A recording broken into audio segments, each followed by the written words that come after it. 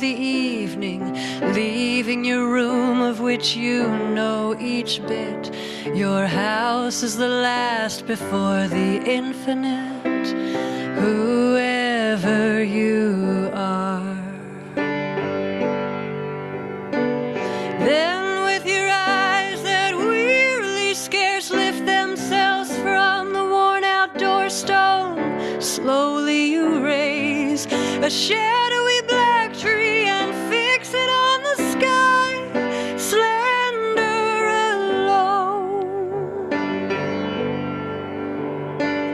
And you have made the world, and it shall grow and ripen as a word unspoken still. When you have grasped its meaning with your will, then tenderly your eyes will let it go.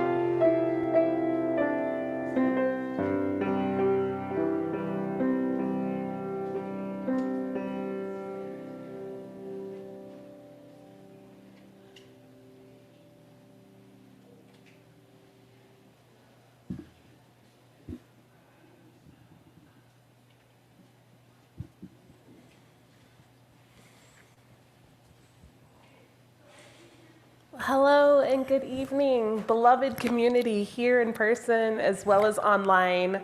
Welcome to our continuation of our chapel journey this term.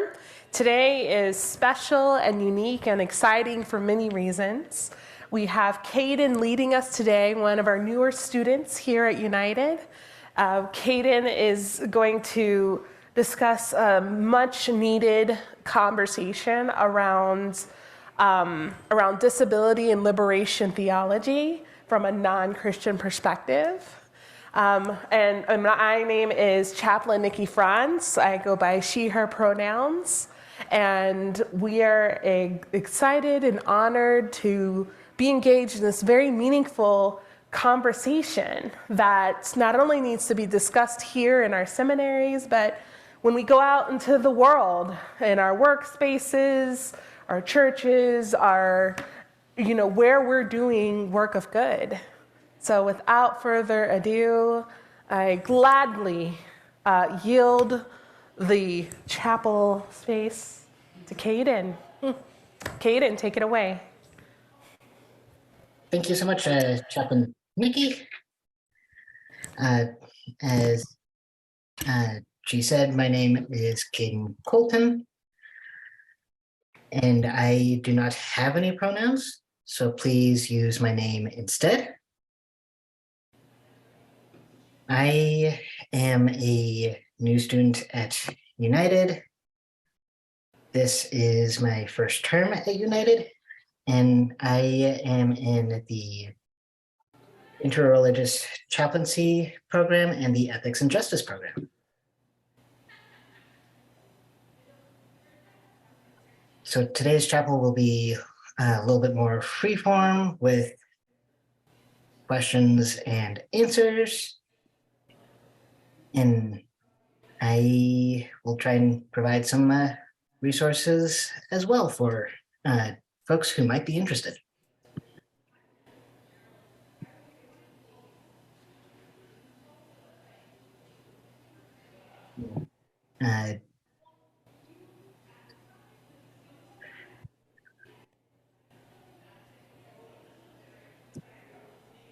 Does anyone have any questions, or should I provided some starting questions to Chaplain Nikki, if that would be more comfortable.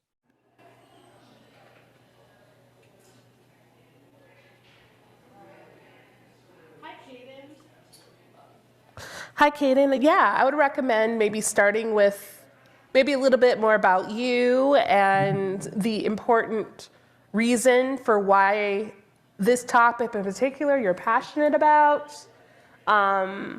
Maybe some examples of where you've seen communities do well as it comes to being able to work with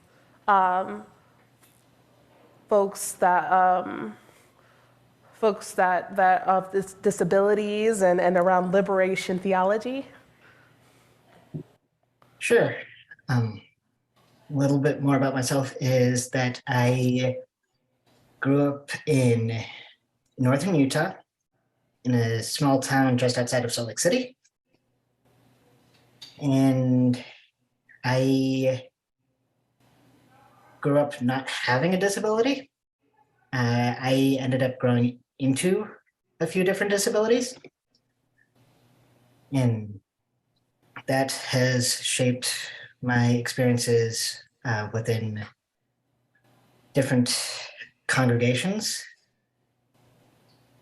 I am currently in part of the Unitarian Universalist tradition. And I moved to Minnesota slightly before the pandemic. So it's been fun trying to find some other people with disabilities who also attend worship services and different rituals of passage. One example that I can think of that has gone well was when I was living in Utah. I was attending a small Unitarian Universalist congregation called South Valley Unitarian Universalist Society. And immediately when I walked in, when I began interacting with one of the administrators at church, and she said, we have this listserv for people who cannot read the physical songbooks or hymnals. Would you like to be added to that list so you can receive the hymnals that we'll be singing during service each week? That was very beneficial for me attending in person so that I could sing along with everybody else in the service.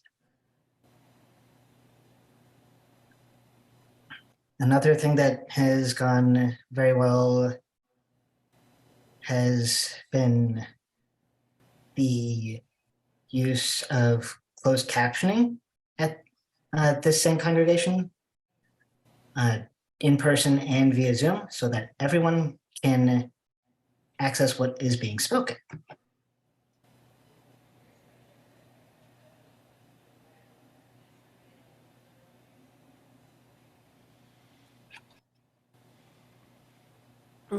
That's helpful, Caden. Thank you. Mhm. And when those type of intention of welcome was extended in that congregation, for example, what did that mean? How did that feel for you? What was non-verbally communicated to you specifically? Mhm. What was non-verbally communicated to me was, you are a vital part of this community, and that you are not a charity case for us to give material goods to you. Mm-hmm. Wow. And are you saying that's a rare experience that personally you've experienced? Yes, it is a very rare experience that I've encountered. It's essentially only happened at that one congregation, and I've been to a few different congregations around the US. I know a few folks, not only in this room, but also online, that have personal stories and experiences with themselves, with family members, of what, what it's like to live in what is normal for others. And so I wonder, particularly for you, Caden, when you think of liberation theology in regards to disability, what thoughts come up for you, particularly from a non-Christian perspective? Mhm. What comes up for me is being able to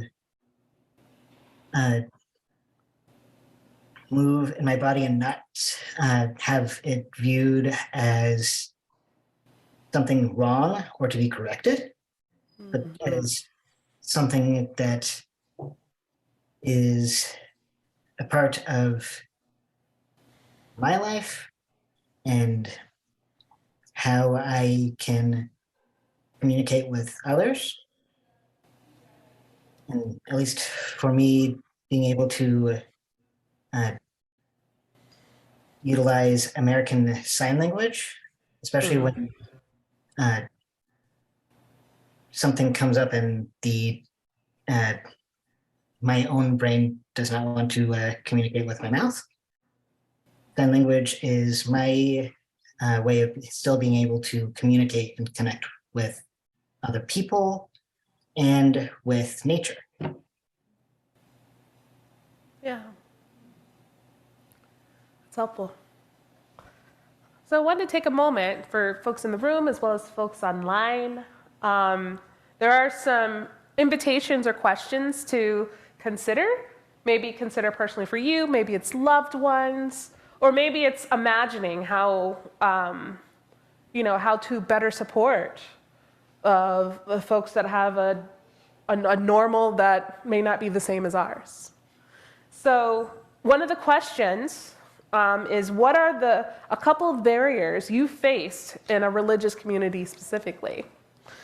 So just wanted to kind of open the floor and see what has come up. I got a mic here, as well as on Zoom. Feel free to unmute yourself. Okay. And please introduce your name and state your pronouns. That would be really helpful for us. Hi, Caden. It's Lisa Besnett. And my pronouns are she, they. One of the things that I find particularly in religious communities that are trying to be accommodating, is that they will advertise themselves as having access or, being willing to accommodate without having a solid understanding of what access actually looks like.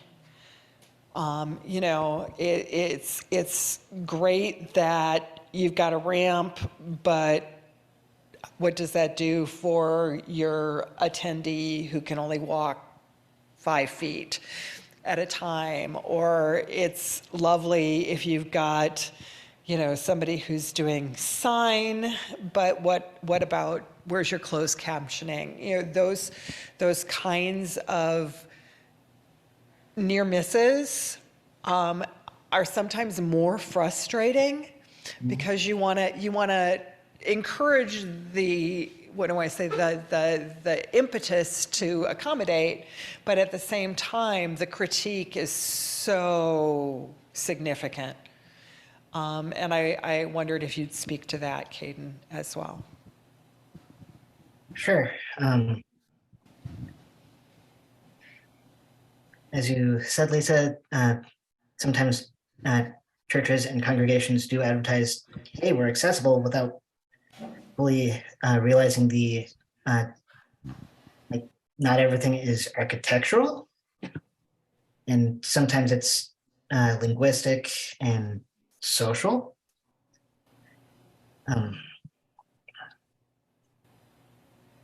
Something that I have found helpful for trying to bridge some of the gap is when services are being in a hybrid mode, being able to use the closed captioning feature or assigning someone to do the closed captioning so that individuals can read what is being spoken. Another option would be, at least for hard of hearing and deaf individuals, would be the use of a free app called Ava, which is an AI app that can be used by presenters, and it'll push the text out of what is being spoken to other people who are using the app.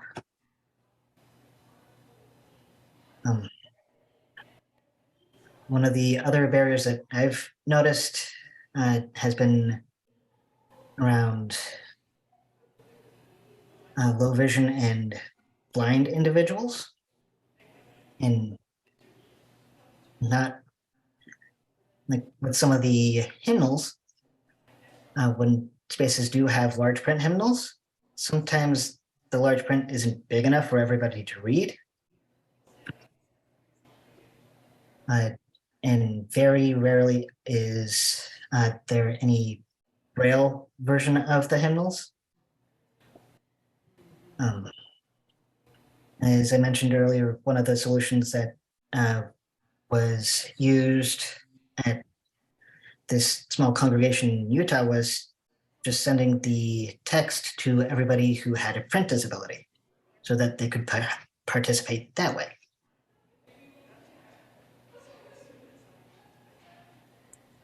Was I able to answer hopefully most of your question? Yep, she's shaking her head. Thank you. So, Caden, I have a question. This is Chaplain Nikki again. What, in regards to your time, particularly today, and particularly around the topic of disability and liberation theology, what is your hope that folks take away from today? My hope is that disability starts just becomes a little bit more of an earworm, and so that people can start thinking about, how do I actually make this accessible at my congregation, or when I'm in chaplain setting and I'm communicating with one person or in a small group, what are some strategies that might be able to be used with and when working with people? We also saw in chat that Jen put an app recommendation. So this is good. So what else? What's on our minds?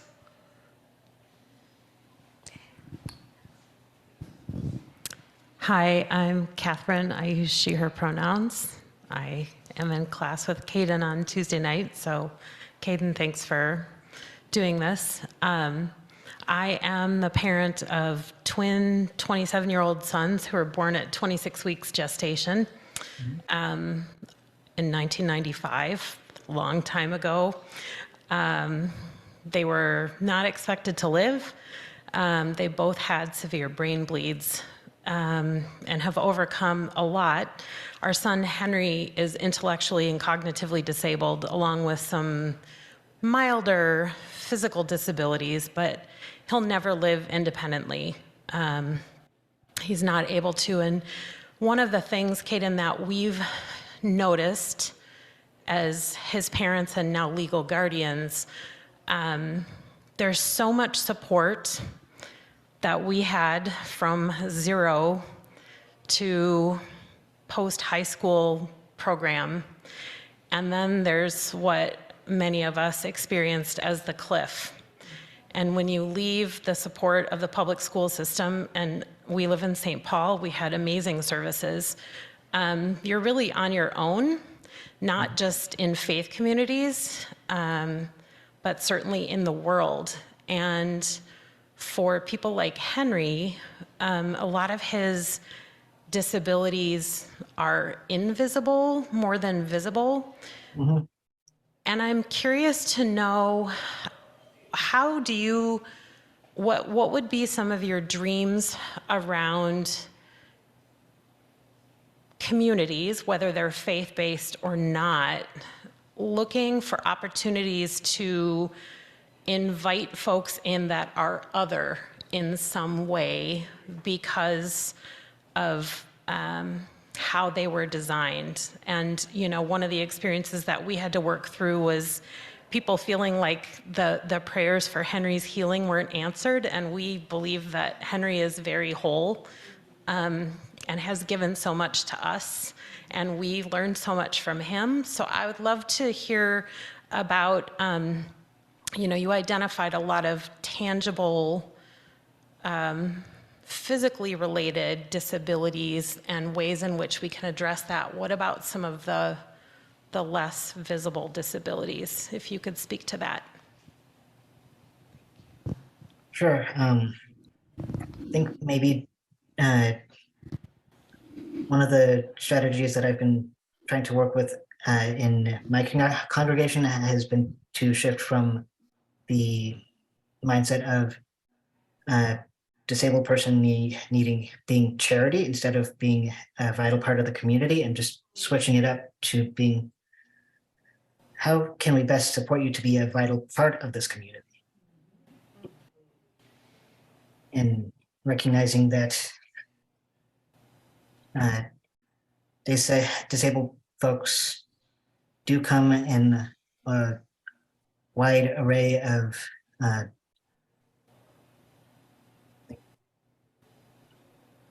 life experiences and what they can do, and being able to speak or sign or text with someone who might be having a harder time processing what might be going on verbally or in relation, and just being able to give space to normalizing difference is okay. And how even though we might have different experiences with being able to understand or be able to do something, that what we all have gifts to offer to each other within religious communities and within the wider community as a whole. Caden, thank you so much. And thank you, everyone. Of course, 30 minutes is definitely not long enough. It's not. We were just getting warmed up. But I'm sure this won't be the last conversation. With that, grateful for you all on Zoom as well. And Caden, could you introduce a little rationale behind the video I'm about to show? Sure. At least for me, ASL is a very important means of communication. And in the video we're about to experience, the song Don't Stop Believin' will be interpreted in American Sign Language. And even if we don't know American Sign Language, being able to recognize and be able to watch for people who can see the video, be able to experience a different way of experiencing music.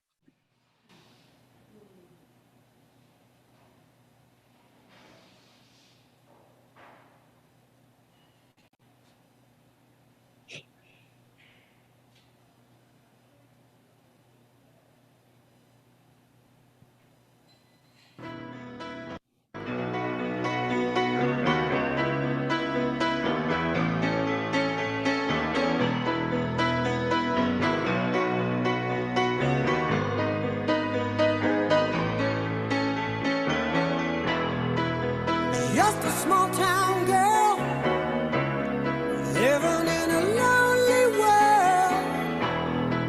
She took the midnight train going anywhere. Just a city boy, born and raised in South Detroit. He took the midnight train going anywhere.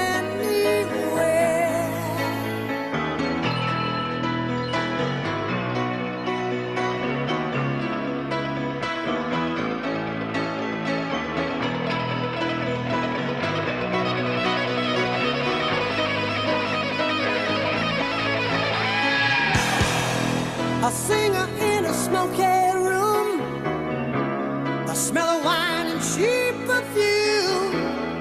For a smile they can share the night. It goes on and on and on and on. Strangers waiting up and down the boulevard. Their shadows searching in the night. Street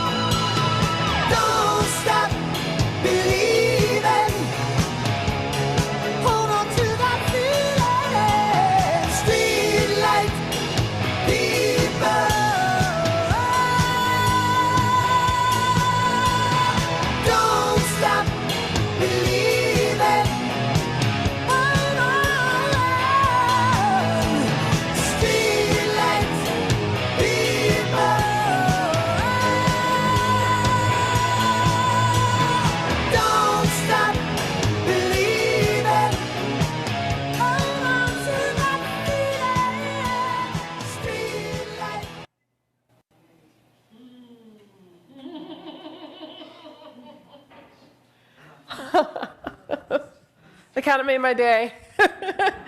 Caden, thank you so much for leading us today. Thank you all so much. I know we held you a little longer today. Thank you for being here. Thank you for being you. Be bold, be brave, be you. And there's much to do, and there's much to look forward to. Next week, we'll have the United Church of Christ student group leading us in worship. And soon and very soon, we're having a spring equinox. Yes, it is. We're having a spring equinox with Lisa and friends of our pagan community. We're very excited, and we're just grateful. Thank you. Have a great day, and I'll see y'all next week.